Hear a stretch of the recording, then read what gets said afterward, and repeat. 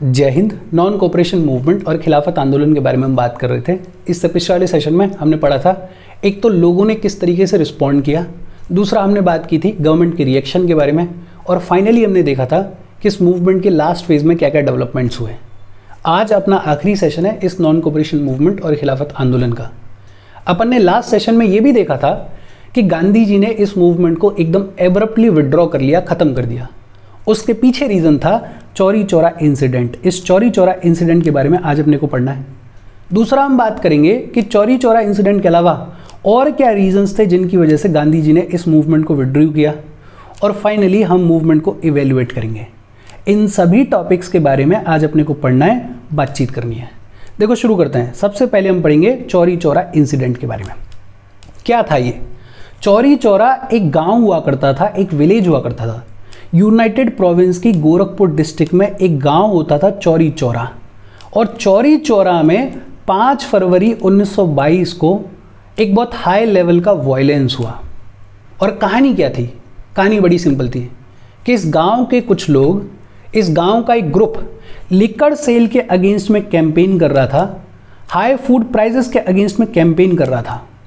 इस ग्रुप के लीडर को पुलिस वालों ने पीट दिया, और जैसे ही गांव के लोगों को पता चला कि उनके लीडर को पुलिस ने पीटा है, तो ये गांव के लोग प्रोटेस्ट करने के लिए पुलिस स्टेशन के सामने इकट्ठा होने की शुरुआत करते हैं। जैसे जैसे पुलिस स्टेशन के सामने क्राउड बढ़ने लगी, तो पुलिस वालों ने इस क्राउड के ऊपर गोलियां चलाने की शुरुआत कर दी।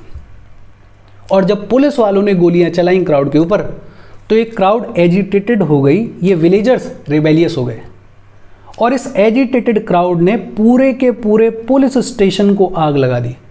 पुलिस वालों को अंदर बंद करके पुलिस स्टेशन में आग लगा दी। जिन पुलिस वालों ने भागने की कोशिश करी उनको पकड़ा गया और वापस से अंदर फेंक दिया गया, और इसमें 22 पुलिस वालों को जिंदा जला दिया गया। अपने आप में हाई लेवल का वायलेंस है। एक तरफ गांधी जी जो कि कह रहे थे कि एब्सोल्यूट नॉन वायलेंस रहना चाहिए, दूसरी तरफ इतने हाई लेवल का वायलेंस हो गया। और जैसे ही गांधी जी को इसके बारे में पता चला, तो गांधी जी ने इमीडिएटली अनाउंस कर दिया कि मैं इस पूरे के पूरे मूवमेंट को ही विड्रॉ कर रहा हूँ। शायद इसके पीछे एक रीज़न ये भी रहा होगा कि गांधी जी को समझ में आ रहा था कि भाई वायलेंस हो गया है, और वायलेंस का मतलब क्या है कि सरकार को अपॉर्चुनिटी मिल गई, सरकार को रीज़न मिल गया अब प्रोटेस्टर्स को, अब मूवमेंट को ब्रूचुअली सप्रेस करने का। बिकॉज अब तक तो आप नॉन वायलेंस के रास्ते पे चल रहे थे, तो सरकार भी ज़्यादा कुछ नहीं कर पा रही थी, लेकिन अब वायलेंस हो गया। किसी भी मूवमेंट को अगर ख़त्म करना है तो सबसे सिंपल रास्ता है कि ईंट पत्थर फेंक दो, वायलेंस कर दो, पुलिस आएगी, डंडे मारेगी और भगा देगी। तो शायद गांधी जी को दिख रहा था। 2-3 चीज़ें याद रखनी है। चौरी चौरा विलेज कहाँ पे था? यूनाइटेड प्रोविंस की गोरखपुर डिस्ट्रिक्ट में। कब वायलेंस हुआ? 5 फरवरी 1922 को। क्या हुआ था? एजिटेटेड विलेजर्स ने पूरे के पूरे पुलिस स्टेशन में आग लगा दी, जिसमें 22 पुलिस वाले जल के मर गए। गांधी जी को जैसे ही पता चला, गांधी जी ने मूवमेंट को विड्रॉ कर लिया। कांग्रेस की वर्किंग कमेटी मिली बारदौली गुजरात में इन फरवरी 1922, और ये भी इंपॉर्टेंट है, इसको याद रखना। कांग्रेस वर्किंग कमेटी कब मिलती है? फरवरी 1922 को। कहाँ मिलती है? बारदौली गुजरात में।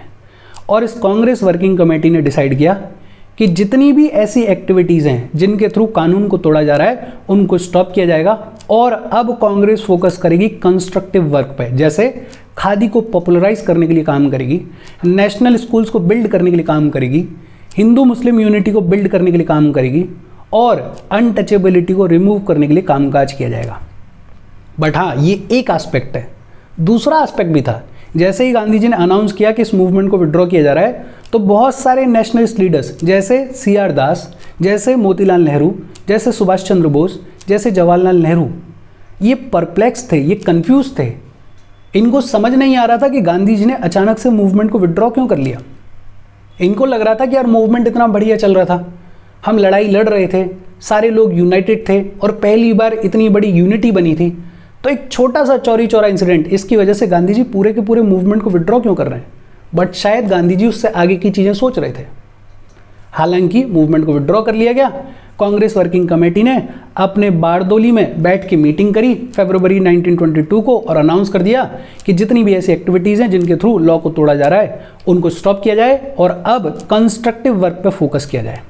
मार्च 1922 को गांधी जी को अरेस्ट कर लिया गया, और गांधी जी को 6 साल की सज़ा सुनाई गई। In March 1922 Gandhi was arrested and sentence to 6 years in jail. ये बहुत सिंपल सी चौरी चौरा इंसिडेंट की कहानी। अच्छा, सवाल ये आता है कि चौरी चौरा इंसिडेंट के अलावा और क्या रीजंस थे जिनकी वजह से गांधी जी ने इस मूवमेंट को विड्रॉ किया। एक तो अपन ने पढ़ लिया कि गांधी जी बिलीव करते थे नॉन वायलेंस में, और जब चौरी चौरा इंसिडेंट हुआ तो गांधी जी को ऐसा लगा कि अभी तक लोग जो हैं, अभी तक इंडियंस जो हैं, वो इस मेथड ऑफ नॉन वायलेंस को पूरी तरीके से समझे नहीं हैं। उनको और ट्रेन करने की ज़रूरत है, उनको और तैयार करने की ज़रूरत है। गांधी जी को ये भी समझ में आ रहा था कि वायलेंस जो है वो बहुत ईजी रास्ता है, वो बहुत ईजी रीज़न है सरकार के लिए किसी भी मूवमेंट को ब्रूचली सप्रेस करने के लिए, दबाने के लिए। तो एक तो because Gandhi ji non violence में बिलीव करते थे, चौरी चौरा अपने आप में वायलेंट एक्टिविटी थी, इसके चलते गांधी जी ने डिसाइड किया कि मूवमेंट को विड्रॉ किया जाए। दूसरा, लगभग 2 साल हो गए थे और ये जो मूवमेंट है ये फटीग के साइन शो कर रहा था, इसकी जो एनर्जी है वो थोड़ा नीचे जा रही थी। वो किसी भी मूवमेंट के साथ में, किसी भी आंदोलन के साथ में होता है कि आप 2-3 साल तक अगर एक मूवमेंट चला रहे हो तो सेम एनर्जी को, हाई पिच को मेंटेन नहीं किया जा सकता। वो मूवमेंट कभी नीचे जाएगा, कभी ऊपर जाएगा। अब टाइम आ गया था कि नॉन कोऑपरेशन मूवमेंट फटीग के साइंस दिखा रहा था। पिछले ही सेशन में अपन ने पढ़ा था कि मिडिल क्लास ने इनिशियली बढ़ चढ़ के पार्टिसिपेट किया, लेकिन जैसे जैसे टाइम निकलेगा मिडिल क्लास की एनर्जी नीचे जाने की शुरुआत कर देगी। एक तरफ मूवमेंट कमज़ोर हो रहा था, एनर्जी कम हो रही थी उसकी, और दूसरी तरफ गवर्नमेंट नेगोशिएशंस की तरफ कोई ध्यान नहीं दे रही थी। No science of negotiations were shown by the government. तो गांधी जी को लगा कि यार मूवमेंट पूरी तरीके से खत्म हो, डाई डाउन करे, उससे पहले इसको विड्रॉ कर लेना चाहिए। और तीसरा एक जो मेजर रीज़न था वो था कि खिलाफत क्वेश्चन, भाई 3 ही रीजंस थे जिनके ऊपर इस मूवमेंट को लॉन्च किया गया था। एक तो खिलाफत इश्यू था, दूसरा पंजाब इनजस्टिस था, और तीसरा था स्वराज। इसमें से एक रीज़न, ये जो खिलाफत क्वेश्चन है, ये खुद ब खुद ख़त्म हो गया था बिकॉज टर्की में कहानी अलग चल रही थी। टर्की में नवंबर 1922 में टर्की के लोग मुस्तफ़ा कमल पाशा के अंडर ऑर्गेनाइज होते हैं, यूनाइट होते हैं, और सुल्तान को उसकी पॉलिटिकल पावर से ख़त्म कर देते हैं, हटा देते हैं। टर्की को सेक्युलर स्टेट डिक्लेयर कर दिया जाता है, वहाँ पे विमेंस को राइट दे दिए जाते हैं, एजुकेशन को नेशनलाइज कर दिया जाता है, और वो लोग अब फोकस कर रहे हैं मॉडर्न एग्रीकल्चर पे, इंडस्ट्रीज़ पे। इनफैक्ट 1924 में खलीफा की जो पोजीशन हुआ करती थी उसको पूरी तरीके से अबॉलिश ही कर दिया गया। मतलब एक जो प्राइमरी रीज़न था हमारे पूरे मूवमेंट का, उसकी कहानी पूरी तरीके से बदल गई है। मतलब एक जो सेक्शन इस मूवमेंट में पार्टिसिपेट कर रहा था, स्पेशली इंडियन मुस्लिम्स, अब उस सेक्शन के पास में उतना स्ट्रांग रीज़न भी नहीं रहा है इस मूवमेंट में पार्टिसिपेट करने के लिए। और इस बैकड्रॉप में गांधी जी डिसाइड करते हैं कि यार अब सही टाइम है, इस मूवमेंट को विड्रॉ कर लेना चाहिए। हालांकि इस मूवमेंट को एब्रप्टली विड्रॉ किया गया, बट इसका मतलब ये नहीं है कि नॉन कोऑपरेशन मूवमेंट और खिलाफत आंदोलन कोई फेलियर था। इनफैक्ट ये पहला ऑल इंडिया लेवल का मास मूवमेंट था जो कि हर एक रिमोट एरिया तक पहुंचा, जिसमें हर एक सेक्शन ऑफ द सोसाइटी ने पार्टिसिपेट किया। In fact it was a success.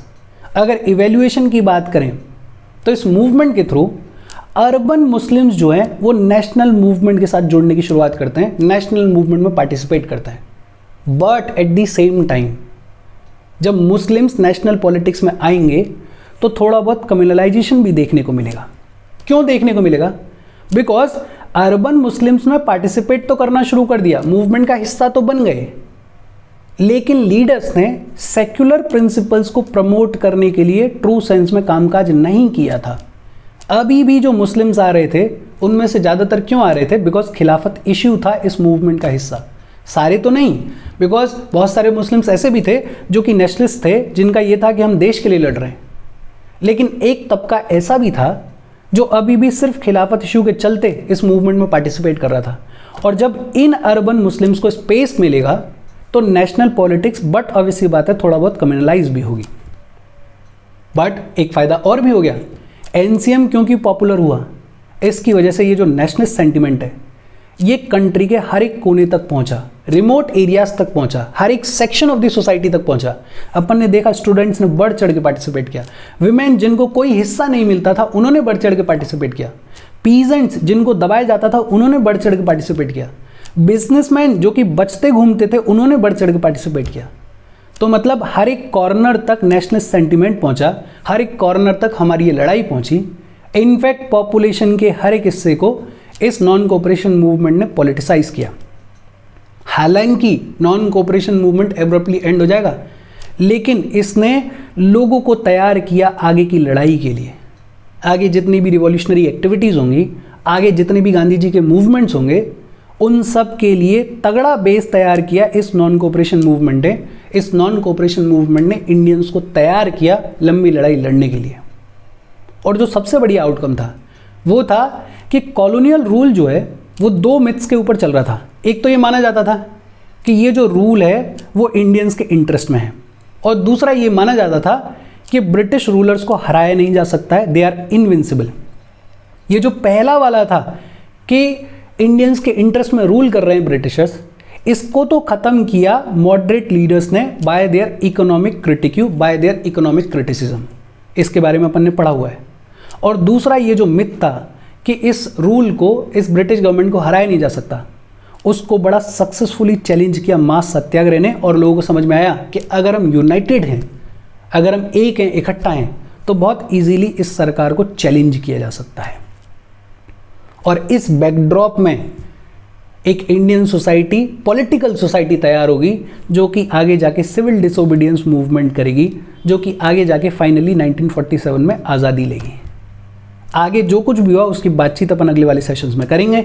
यहाँ तक अगर कोई डाउट हो तो कमेंट करके पूछ लेना। Thank you very much.